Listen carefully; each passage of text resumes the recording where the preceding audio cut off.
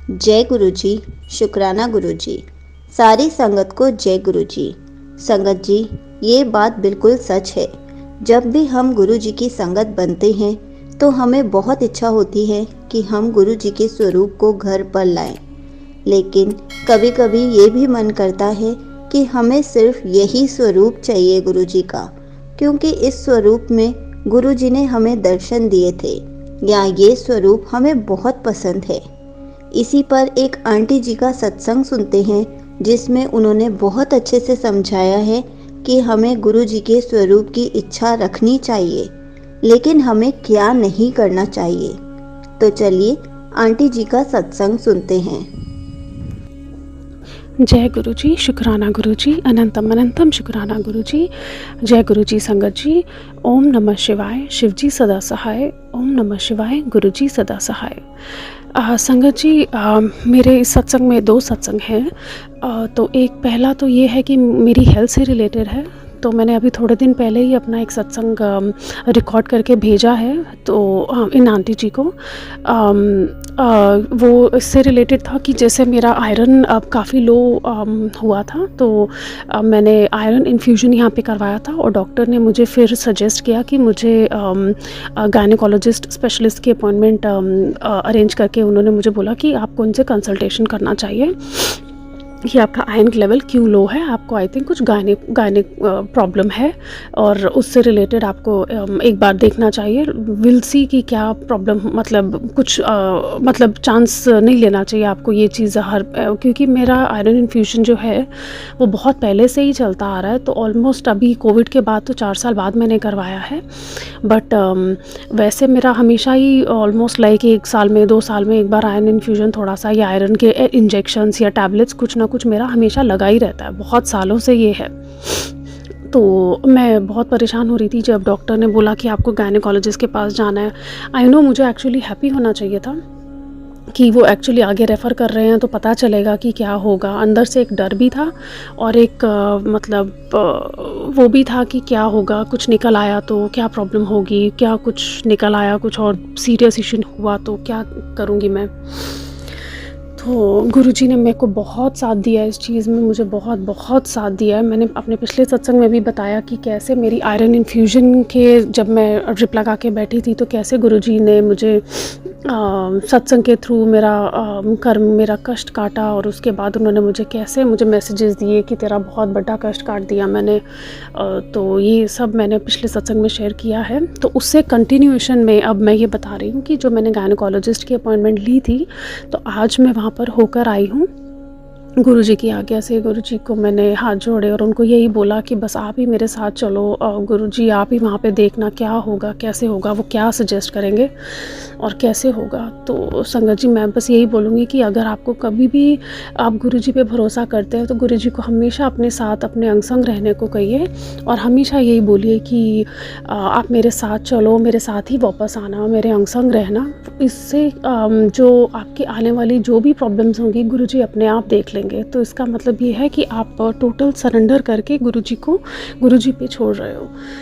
तो मैं वहाँ पर गई तो वहाँ पे डॉक्टर ने मेरी हिस्ट्री पूछी और सब कुछ जो भी मैंने बताया। तो अब उन्होंने मुझे अल्ट्रासाउंड के लिए कहा है। तो बोल रहे हैं कि वैसे तो सब कुछ ठीक है बट फिर भी एक बार डबल चेक करना है कि क्यों आपको आयरन का प्रॉब्लम है। ये तो आपका मंथली साइकिल से रिलेटेड ऑब्वियसली ये इशू है। तो उन्होंने अभी यूट्रस का मुझे अल्ट्रासाउंड करने को बोला है। तो बस अब गुरुजी की कृपा से मैं ये भी टेस्ट करवाऊँगी। मैंने अपॉइंटमेंट बुक करी है अगले 25 मार्च की। तो ये गुरुजी जाने अब कि गुरुजी क्या करवाना क्या है और कैसे है, ये अब गुरुजी के हाथ में ही है सब कुछ कि जब अल्ट्रासाउंड होगा तो उसमें क्या आता है, कैसे होता है। बस मैंने तो टोटल सरेंडर कर दिया है संगत जी। यही हम कर सकते हैं कि हम तो गुरुजी के आगे सिर्फ बहुत ही निमाने हैं, हम झोली फैला के बस यही बैठे हैं कि जो गुरुजी करे वही ठीक। तो यही मेरी अरदास रहती है कि मुझे कुछ भी नहीं चाहिए, बस मेरे को गुरुजी से, मैं गुरुजी को ही मांगती हूँ, गुरुजी का नामदान ही मांगती हूँ, बस इतना ही चाहिए मेरे को। तो यहीं पे मैं अपना ये पहला सत्संग विराम देती हूँ। जय गुरु जी, शुक्राना गुरु जी। उसके बाद जो नेक्स्ट है मेरा ये है कि गुरु जी के थोड़े दिनों से मेरे पास में शहद वर्षा के मैसेजेस आ रहे हैं।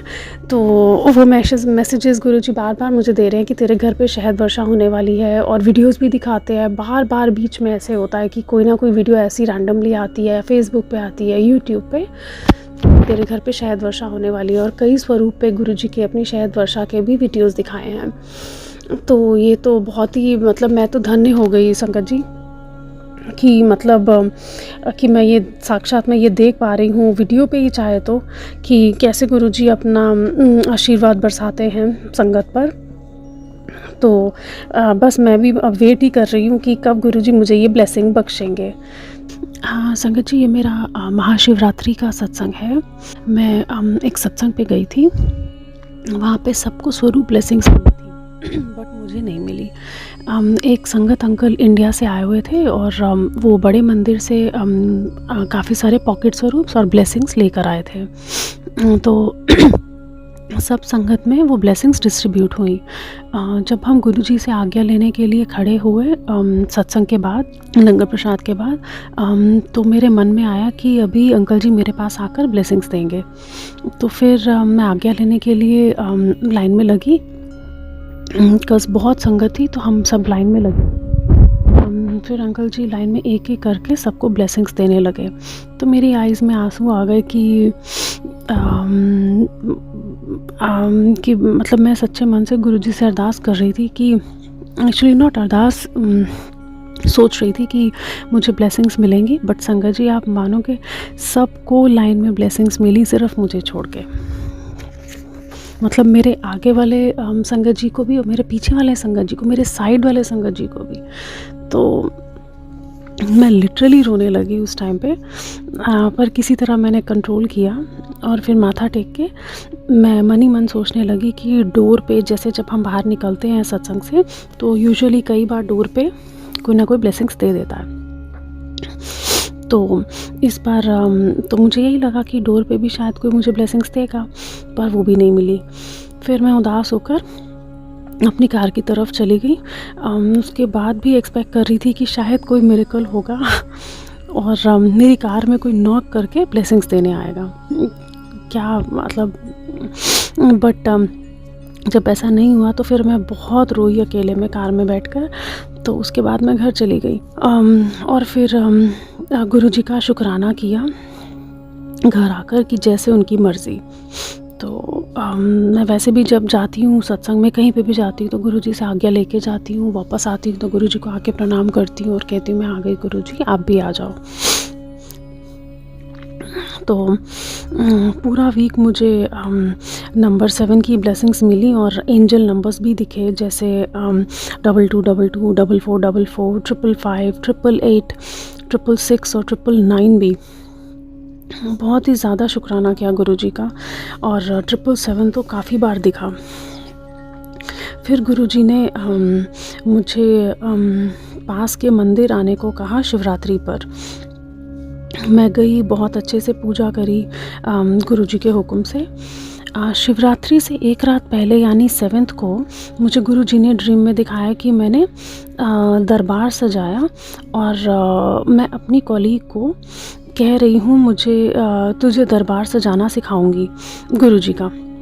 मानिए संगत जी, मैंने सत्संग करने का मन बना ही रही थी क्योंकि गुरु जी ऑलरेडी हुक्म कर चुके थे सत्संग के लिए।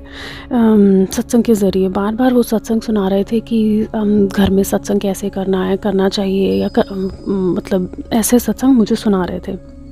फिर मैंने डिसाइड किया कि मैं 9th को अमृत वेला सत्संग करूँगी। अमृत वेला तो मैं वैसे भी करती ही हूँ, पर स्पेशली सत्संग करूँगी गुरु जी का दरबार सजा के। तो बट पहले ये बताऊंगी कि शिवरात्रि पर गुरु जी ने बहुत ब्लेस किया मुझे। 4 बार 777 की कार्स दिखी, एक के बाद एक। फिर शाम को मैं सत्संग में गई। हमारे यहाँ पे शिवरात्रि का भी सत्संग हुआ था, तो वहाँ पर मुझे ब्लेसिंग स्वरूप मिला। तो मेरे मन में लास्ट सत्संग में यही थॉट था कि गुरु जी मैं मांगूंगी नहीं आपको, आपने आना होगा तो आप अपने आप ही आओगे। क्योंकि पिछले सत्संग में भी जब सबको ब्लेसिंग्स मिल रही थी तो मैं गुरुजी से सिर्फ देख रही थी, क्योंकि मैं काफ़ी संगत जी वहाँ पर उनसे मांग भी रही थी, वो अंकल जी से कि हमें ये स्वरूप चाहिए वो, पर मेरे मन में ये था कि अगर गुरुजी ने आना होगा तो अपने आप ही आएंगे, मैं मांगूंगी नहीं, क्योंकि ऑब्वियसली जब गुरुजी खुद आना चाहेंगे तभी आएंगे, जिस स्वरूप में आना चाहेंगे वो अपने आप ही आएंगे मेरे पास में, तो वही रियल ब्लेसिंग्स होंगी। तो तो ऐसा ही हुआ संगत जी कि शिवरात्रि वाले दिन साक्षात गुरुजी की ब्लेसिंग्स मुझे मिली, गुरुजी खुद मेरे पास में आए। बहुत बहुत शुक्राना गुरुजी, बहुत बहुत शुक्राना। तो मैं 9th को अमृत वेला सत्संग किया, शुक्राना किया, मेरे पास गुरुजी का मैसेज आया,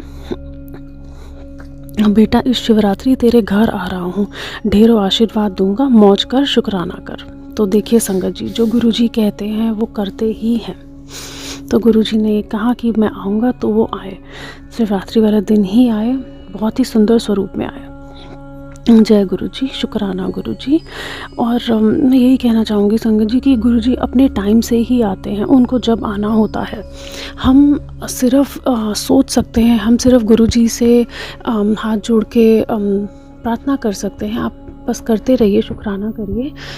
अगर किन्हीं संगत जी को स्वरूप ब्लेसिंग्स नहीं हैं उनके पास में, तो भी सिर्फ गुरुजी के बस सच्चे मन से गुरुजी को याद कीजिए, गुरुजी अपने आप आपके पास में आएंगे, कैसे भी करके आएंगे। प्लीज़ स्वरूप को खरीदिए मत।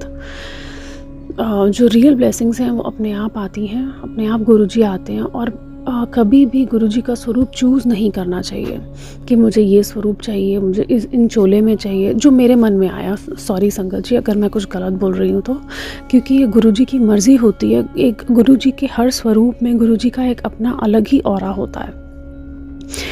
तो ऐसे कभी नहीं कहना चाहिए कि मुझे ब्लैक स्वरूप चाहिए, मुझे येलो स्वरूप चाहिए, मतलब मांगना नहीं चाहिए। बाकी हर एक की अपनी इच्छा होती है। हम गुरुजी से ये चीज़ कह सकते हैं कि गुरुजी आप किसी भी स्वरूप में आइए, बस आप हमारे घर में आइए, ब्लेसिंग्स लेके आइए, ढेरों आशीर्वाद लेकर आइए, और हमारी लाइफ को, हमारे घर को ब्लेस कीजिए और अपना घर बनाइए उसे। वो फिर गुरुजी का घर होता है जहाँ पे हम रहते हैं। बस यही है। तो मैंने उसके बाद गुरुजी को बहुत शुक्राना किया कि मैं बहुत ब्लेस हूँ, गुरुजी का मुझे आसरा मिला। थैंक यू गुरुजी, शुक्राना गुरुजी, अनंतम अनंतम शुक्राना गुरुजी। बस संगत जी आज के लिए इतना ही। तो मैं अपने सत्संग को यहीं विराम देती हूँ। ओम नमः शिवाय, शिव जी सदा सहाय। ओम नमः शिवाय, गुरुजी सदा सहाय। Thank you so much aunty ji. आपने अपना सत्संग पूरे गुरु परिवार के साथ शेयर किया।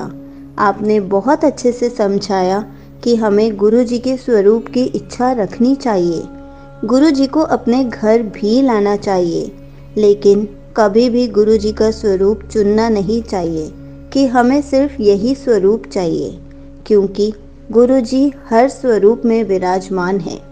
जब गुरु जी हमें चुनने से पहले ये नहीं सोचते कि इसके अंदर इतने नेगेटिव थॉट्स हैं, या ये अच्छा इंसान है या बुरा इंसान है, या ये अच्छी हरकतों के साथ साथ बुरी हरकतें भी करता है, तो हम गुरु जी का स्वरूप कैसे चुन सकते हैं? जब गुरु जी हम जैसे भी हैं वैसे ही हमें अपनी संगत बना रहे हैं, तो गुरु जी जिस भी रूप में हमारे घर आ रहे हैं, हमें उसी रूप में गुरु जी का स्वागत करना चाहिए। कभी भी गुरु जी का स्वरूप को चुनना नहीं चाहिए। जय गुरु जी, शुक्राना गुरु जी।